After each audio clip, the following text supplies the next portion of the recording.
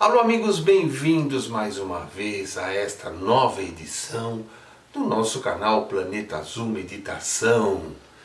E não se esqueça de se inscrever em nosso canal, acionar o sininho e compartilhar este vídeo e todos os outros que levam boas ideias para este mundo cada vez melhor. E hoje nós vamos falar de um tema muito interessante. Esta conversa de disco voador, ET, é uma conversa de astrônomos, é um papo de curiosos que vão olhar em Varginha se o ET aparece, ou é uma questão de espiritualidade também? Vamos ler um trechinho do Evangelho de João e iniciarmos nossa proposta de estudo de hoje. Há muitas moradas na casa do Pai. Não se turbe o vosso coração. Credes em Deus, credes também em mim. Há muitas moradas na casa de meu Pai. Se assim não fosse, já eu vou-lo teria dito, pois me vou para vos preparar o lugar. Depois que me tenha ido e que vos houver preparado o lugar, voltarei e vos retirarei para mim, a fim de que onde eu estiver, também vós aí estejais. Bem, vocês ouviram um trechinho do Evangelho de João, onde Jesus, de forma muito amorosa, coloca as palavras da casa de Deus. Aonde seria esta casa de Deus? Onde seria esta morada? Morada definitiva? Morada provisória? Existiria um inferno? Seria Deus tão cruel que pegaria uma parte da humanidade e lançaria lá sem direito a perdão ou reconsideração? Vamos ler mais um trecho agora do Evangelho segundo o Espiritismo para aprofundarmos esses conceitos. A casa do Pai é o universo. As diferentes moradas são os mundos que circulam no espaço infinito e oferecem aos espíritos que neles encarnam moradas correspondentes ao adiantamento dos mesmos espíritos. Independente da diversidade dos mundos, essas palavras de Jesus também podem referir-se ao estado venturoso, o desgraçado, do espírito na erraticidade.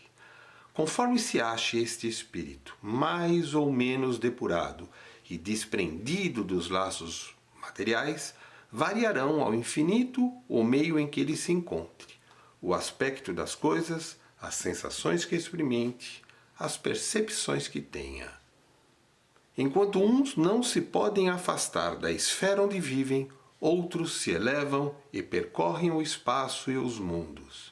Enquanto alguns espíritos culpados erram nas trevas, os bem-aventurados vivem felizes de resplandecente claridade e do espetáculo sublime do infinito.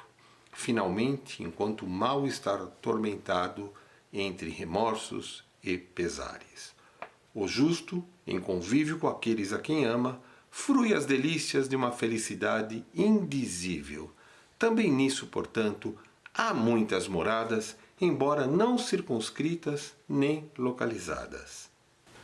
Bem, vocês ouviram que, segundo Kardec, a alma do ser, depois que desencarna, vagueia entre dores e alegrias, conforme seu estágio de adiantamento. Isso significa que o inferno irremediável não existe. O que existe são situações de correções do espírito na sua trajetória de vida. Vamos seguir mais um pouquinho, pegando o auxílio de Kardec na interpretação deste tema. Do ensino dado pelos espíritos, resulta que muito diferente uma das outras são as condições dos mundos, quanto ao grau de adiantamento ou de inferioridade dos seus habitantes.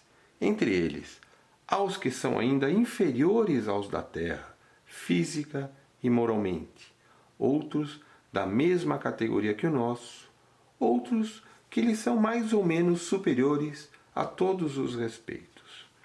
Nos mundos inferiores, a existência é toda material, reinam soberanas as paixões, sendo quase nula a vida moral. À medida que esta se desenvolve, diminui a influência da matéria, de tal maneira que, nos mundos mais adiantados, a vida é, por assim dizer, toda espiritual. Já nos mundos intermédios, misturam-se o bem e o mal, predominando um ao outro, segundo o grau de adiantamento da maioria dos que os habitam. Embora não se possa fazer dos diversos mundos uma classificação absoluta e rígida, pode-se, contudo, dividi-los, de modo geral, como segue. Mundos primitivos, destinado às primeiras encarnações da alma humana. Mundos de expiação e provas, onde domina o mal. Mundos de regeneração, nos quais as almas que ainda têm o que aprender aurem novas forças. Mundos ditosos, onde o bem sobrepuja o mal. E mundos celestes ou divinos, habitações de espíritos depurados, onde exclusivamente reina o bem. A Terra pertence à categoria de mundos de expiação e provas, razão porque aí vive o homem com tantas misérias. Como vocês viram, existem 5 escalas de mundos. O primeiro, que é o primitivo, uma fase anterior ao planeta Terra, onde o mal predomina.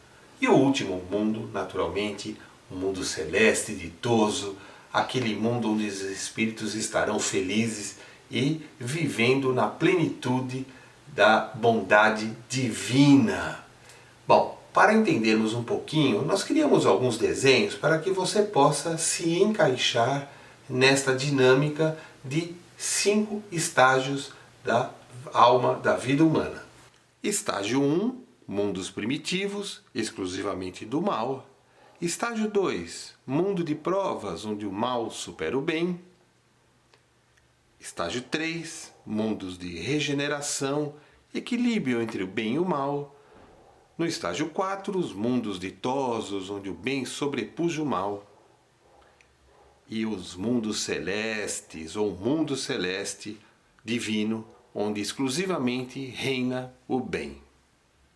Portanto, nos parece lógico que enquanto o espírito vai vivendo este plano evolutivo, o corpo também passa por essa transformação.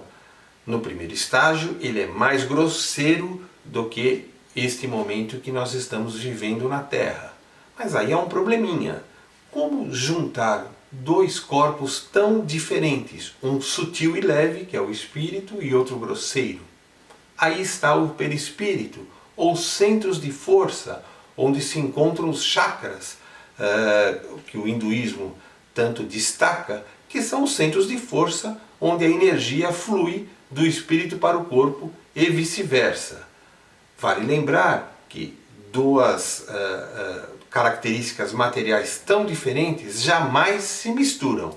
Bem, fica claro que a Terra é o segundo estágio desta viagem quase que infinita através dos mundos, e nesse segundo estágio somos obrigados a descer nessa estação.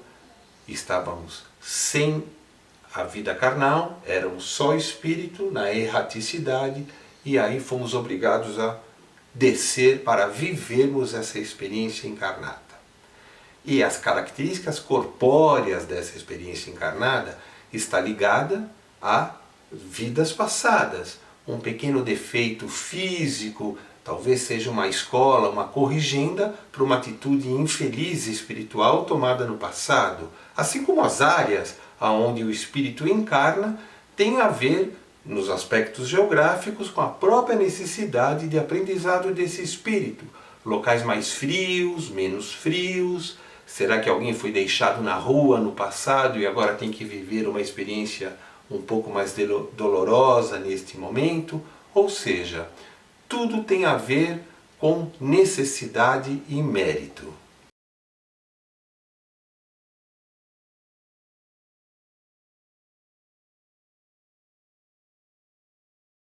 Muitos se admiram de que na Terra haja tanta maldade e tantas paixões grosseiras, tantas misérias e enfermidades de toda a natureza, e daí conclui que a espécie humana é triste. Provém esse juízo do acanhado ponto de vista, que lhes dá uma falsa ideia do conjunto. Deve-se considerar que na Terra não está a humanidade toda, mas apenas uma pequena fração da humanidade. Com efeito, a espécie humana abrange todos os seres dotados de razão que povoam os inúmeros orbes do universo. Ora, que é a população da Terra em face da população total desses mundos? Muito menos que a de uma aldeia em confronto com um grande império. A situação material e moral da humanidade terrena nada tem que espante, desde que se leve em conta a destinação da Terra e a natureza dos que a habitam. Pois bem, a Terra é como um subúrbio, um hospital, uma penitenciária, um sítio, e ela é simultaneamente tudo isso onde as aflições sobrevelam os bons momentos. Porquanto, não se mandam para o hospital os que se acham com saúde, nem para as casas de correção os que nenhum mal praticaram, e nem os hospitais e as casas de correção são lugares de felicidade e deleite. Ora, assim como numa cidade a população não se encontra toda nos hospitais ou nas prisões, também na Terra não está a humanidade inteira. E do mesmo modo que do hospital saem os que se curam e da prisão os que cumprem suas penas, o homem deixa a Terra quando está curado de suas enfermidades morais. Certamente o amigo pode se aperceber que somos viajores pelo universo criado por Deus. A Terra é o segundo estágio e vamos aprendendo nossas lições necessárias para a evolução do nosso espírito, segundo a necessidade e mérito. Temos 3 conclusões importantes para considerarmos após toda essa explanação. A primeira é que Jesus, um espírito elevado, desceu até nós para, através do amor, num esforço imenso, conviver com seres menos amistosos, digamos assim. Certo? Isto mostra a grandiosidade da atitude de Jesus, o tamanho do amor dele pelo universo, pelos seres, pelos espíritos. A segunda conclusão que nós temos que considerar é que Deus criou uma força maior que da sua bondade jamais poderia existir inferno, porque se assim fosse, ele não permitiria que nós estagiássemos na Terra como se estivéssemos de segunda época ou de recuperação na escola da vida, da qual nós não fomos bem em nossas notas no passado. E assim como Jesus desceu na Terra, fica uma consideração também muito importante. Por que todos nós dizemos desceu na Terra? Porque em nossa alma temos a convicção que o espírito é leve e sobe, e o espírito pesado, carregado de tristeza e de necessidades corretivas, ele desce. É como se o inconsciente coletivo de Jung promovesse essa sensação, ou, como disse Kardec, nossas experiências em outras vidas, que é uma espécie de inconsciente coletivo, deixasse claro que a bondade e os espíritos superiores são áfanos, são leves e sobem, e os pesados descem, mas não para um inferno irremediável, mas para uma escola corretiva pesada e dura. Finalizando o nosso estudo de hoje, gostaria de considerar que algumas pessoas são céticas com relação a esses outros mundos, a existência de extraterrestres, e zombam dessas possibilidades, porque na verdade esses mundos, por serem mais adiantados, nos colocam em inferioridade. Quem é cético com relação a isto, também é cético com relação à espiritualidade, que teria que admitir a sua inferioridade, e o orgulho não permite isto. Por isso que são extremamente materialistas. Portanto, vale a pena você jamais esquecer que está só no segundo estágio de uma jornada de 5 degraus para ir subindo.